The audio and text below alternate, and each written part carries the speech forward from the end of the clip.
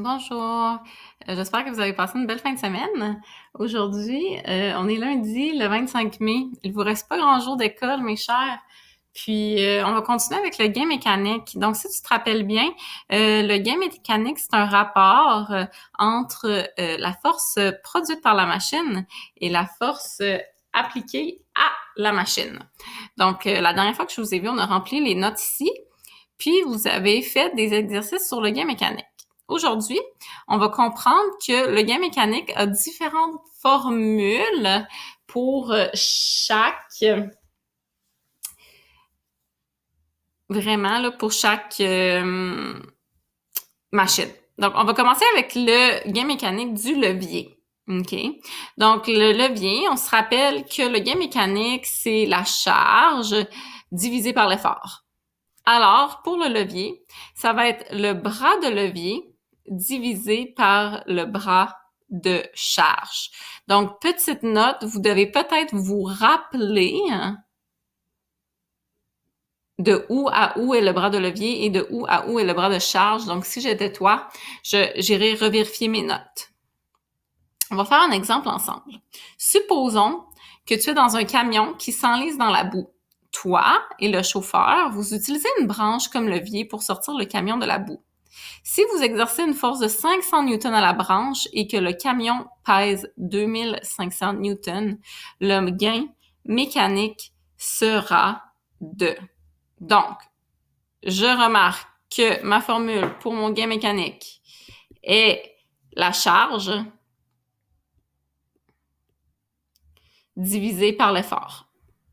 Ou bras de levier, moi je vais marquer bras de levier divisé par bras de charge.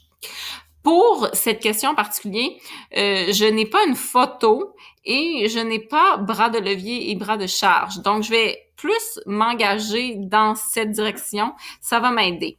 Donc, j'ai deux informations importantes. Vous exercez une force de 500 newtons et le camion pèse 2500 newtons. Alors, évidemment que je pense que vous avez compris que le camion 2500 newtons, c'est la charge, load. Donc, gain mécanique est égal à 2500 newtons divisé par mon effort. Donc, vous exercez une force de 500 newtons. Donc, ça, c'est mon effort. Alors, mon gain mécanique va être de 5. Est-ce que je dois marquer 5 newtons? Non.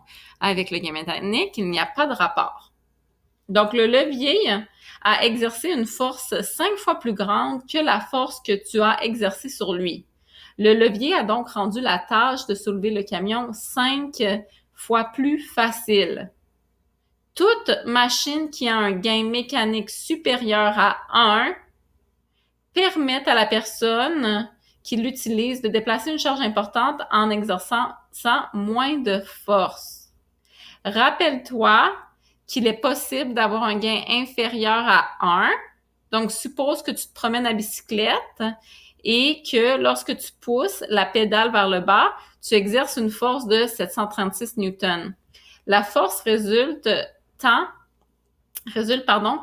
qui fait avancer la bicyclette est de 81 newtons. Le gain mécanique, donc, cette fois-ci, va être inférieur à 1.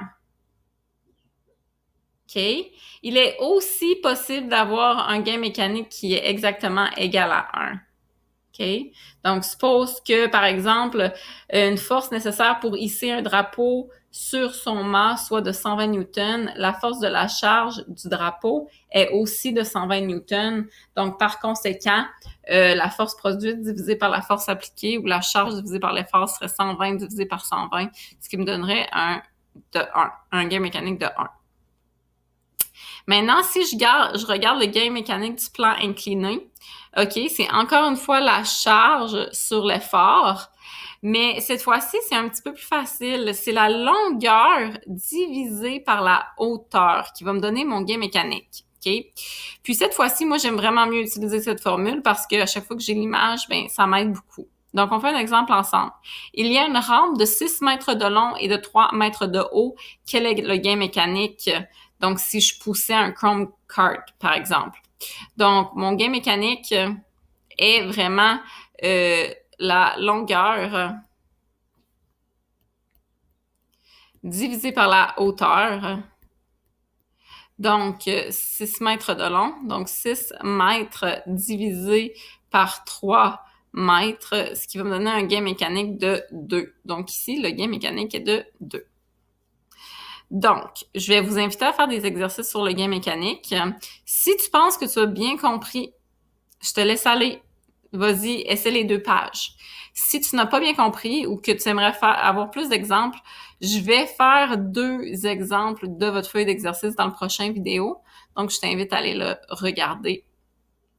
Vendredi, je mets une vidéo qui explique comment moi j'ai tout fait. Tu vas pouvoir vérifier si tu as les bonnes réponses. Donc, on se voit dans la prochaine vidéo si tu as plus de questions.